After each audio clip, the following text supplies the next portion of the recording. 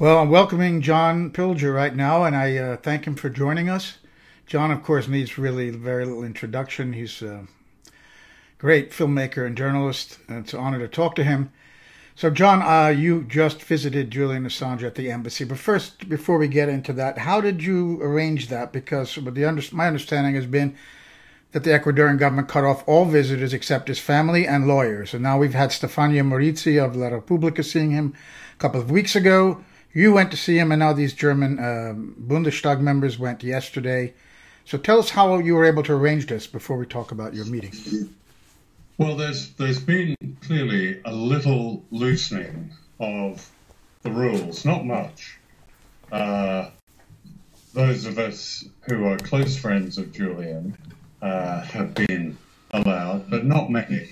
Yesterday, I think it was a delegation from the Bundestag, German parliamentarians, went to see him. So why it's become suddenly a little more flexible, I'm not sure. It may have something to do with the fact that on the day I saw Julian, the new ambassador of Ecuador had just landed in London. Now, his mission is to resolve, quote unquote, the Julian Assange situation. So there's a great tension at the moment, a tension, an expectation. What does this mean? And Julian's family and friends are gathering around him as much as they can over the Christmas and New Year period, because there is a feeling that perhaps an expulsion is coming. We don't know. They may know more now, but if it comes, it will be sudden. So, in a sense, it sounds ominous that they're allowing him his last visits with friends and finally around Christmas before they might actually move in, of course, with the British authorities, with the agreement of the Ecuadorian government. They can't enter without that. Now, when was the last time you saw Julian? And then what was your impression of him compared to the last time you saw him? Well, the last time I saw Julian was perhaps 3 months ago, 3 or 4 months ago. Perhaps it's longer than that now. Yes, it would be longer. The restrictions were in place in March, so it is much longer than that, I'm afraid. It's over 6 months since I saw him. I have to say that he's in very good spirits. The extraordinary resilience of this man is something to behold. In his own personality, intellectually, he is Julian, and he and I went over many subjects, as we always do. His very dark sense of humor is intact. That hasn't changed. He looks very, very pale, very ashen. I'm not a doctor, Joe. I can't say exactly what Julian is feeling at the moment. His health is probably holding steady, but he urgently needs a comprehensive diagnostic work done. For many years, he had a cough which wouldn't go away. That has to be looked into. Having said all that, people should know that Julian's spirits, his whole sense of to hell with them, and his own resolve to stand up to those who would want to do a great injustice to him is undiminished. He is as defiant as ever then that he's not leaving that embassy. He understands what's happening right now. Yeah, he's not leaving. Yeah. I'll have to throw him out. Yeah. He's not going anywhere. No, so he hasn't lost any of his intellectual edge, you're saying. How well informed is he about events in the world? Do his lawyers bring him newspapers? How does he keep in touch with what's going on? He's I think in recent weeks he's become much better informed, and people who've come to him have clearly brought information to him. The wonderful world of WikiLeaks is that they know how to circumvent so many restrictions, so many limitations. And in some ways, Julian Assange, even in his isolation, has never been totally isolated. He has been in touch with people. That said, he said to me, you know, there was one point where I wondered whether I really wanted, whether it was necessary to see other people. I started to get used to my own company. And then I realized this is the beginning of something that should not be allowed to progress.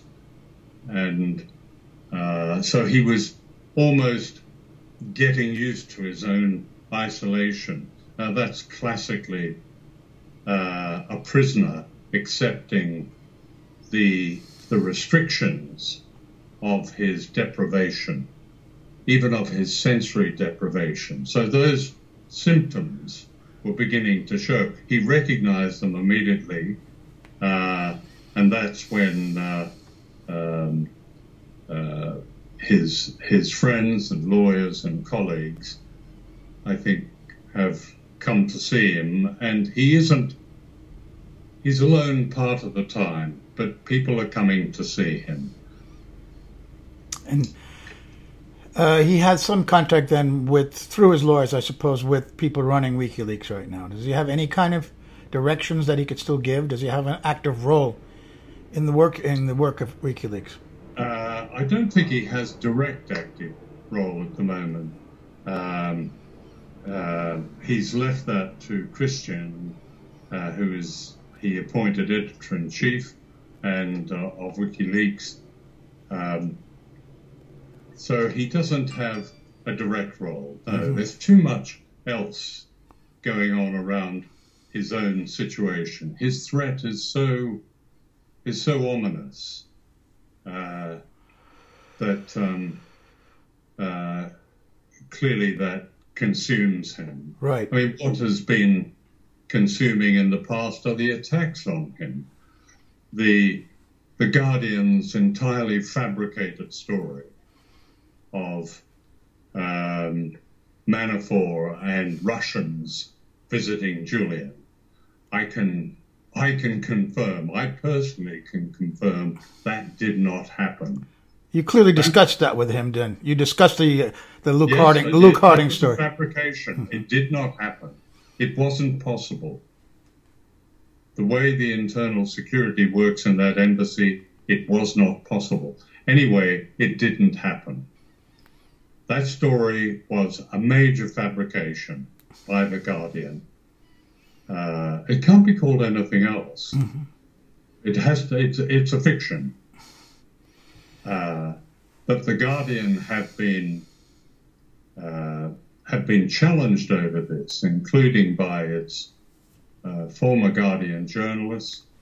That questions have been sent to the editor-in-chief of the Guardian, Catherine Viner, asking her to explain, and only silence has come from the Guardian.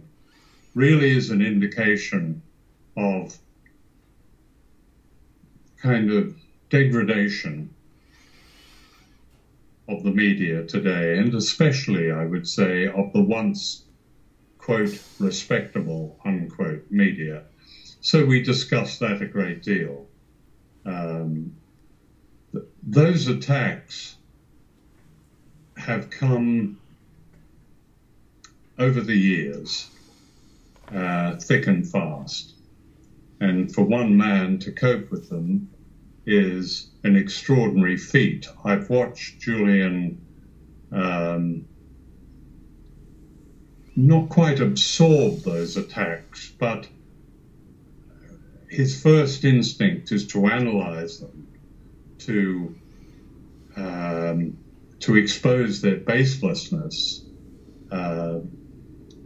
He never, only occasionally does he express the anger. He does it, but to express the anger that any of us would feel of, say, an attack like the Guardian's utterly false story on Russians visiting him. I don't think Joe, I don't know about you, but I don't think in my career as a journalist, I don't think I've known a story that expresses so well the Cold War of today. It reminds me of what I grew up with. I grew up in the first Cold War as a child. I don't remember it quite being, of course I was only a child, but I do remember my father being affected by it and being angered by it, but I've never known it to be as outrageous and as explicit as it is now. And that Guardian story, that fabricated Guardian story in attacking Julian, is an example of that. I would add, and as little understood as it has ever been, because at least during the first Cold War, there was quite an awareness of what was happening, and there were diplomatic contacts between both sides. It was, in a way, less dangerous than today, and you're absolutely right. This story of Julian highlights, because it brings together the Russiagate saga and the issues of control of the media, and to the extent where the Guardian has, as you said, fabricated a story. They're supposed to be on the public side, and they're obviously on the side of the state, as anyone who does not support Julian is, on the side of the state against the people. Did you discuss with him any of the legal aspects of his case? I assume you did. Are you at liberty to talk a little bit about that?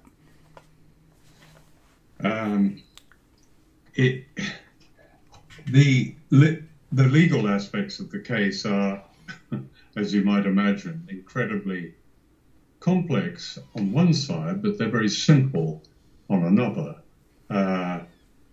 The simple side is that a way of getting Julian out of there, a way of getting the British government to honour its obligation to the United Nations Working Party panel, which, as you know, described Julian's situation in the embassy as unlawful detention and called on the British government to give him right of passage as well as compensation.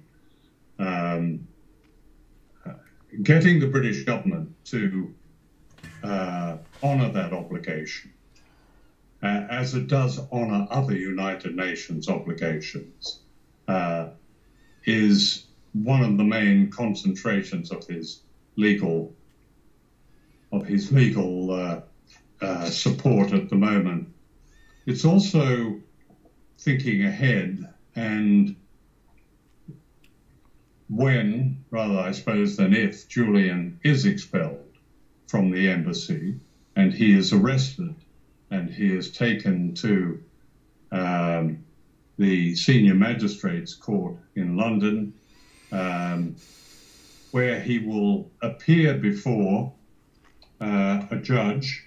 In fact, she's the chief magistrate, a woman known as Lady Arbuthnot, whose own position is severely compromised. She is the wife of Lord Arbuthnot, who appears notoriously in WikiLeaks cables and is part of the arms national security establishment structure in this country.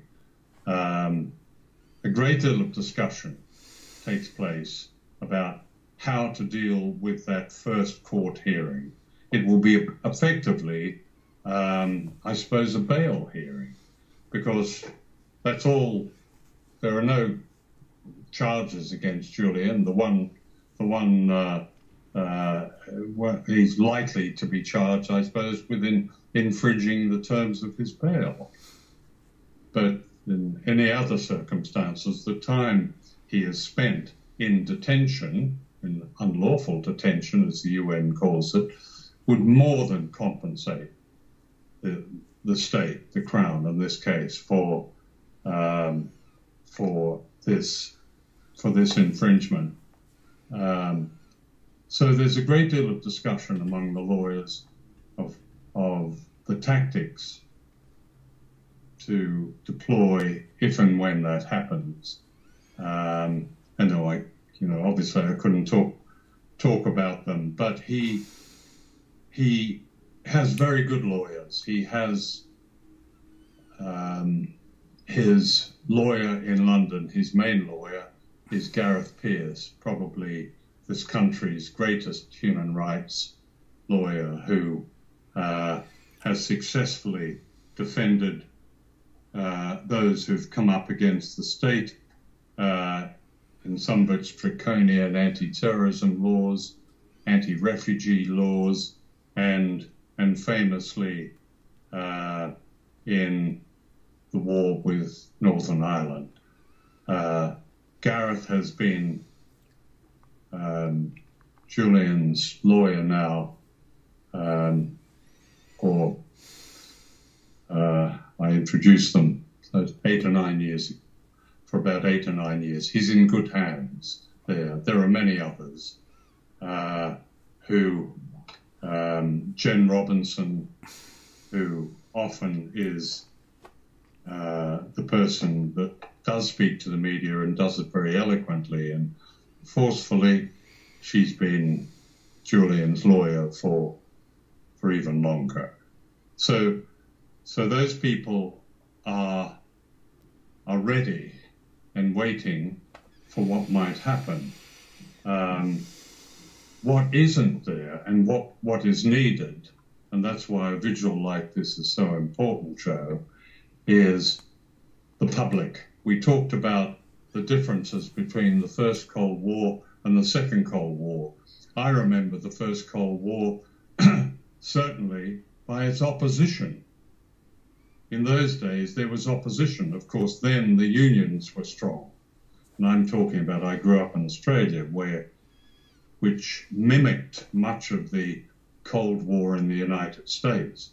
But there was an opposition in those days. There isn't a popular opposition now.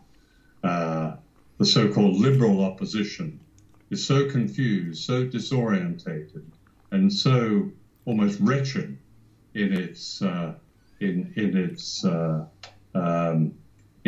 uncertainty, in its uncertainty of its true allegiances, in its collusion, that there simply isn't a major anti-war. That was, of course, Barack Obama's, in my view, Barack Obama's single achievement. He destroyed the anti-war movement by being there. They thought, oh, well, that's fine, we'll go home now. That's the difference. And what we need now, Julian, in many ways, Julian is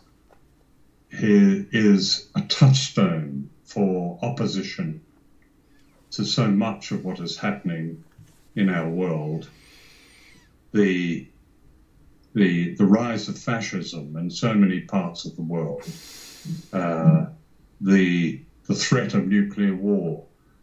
I think of all the cases that illustrate resistance to that, there's none like that of Julian Assange, and he needs popular support.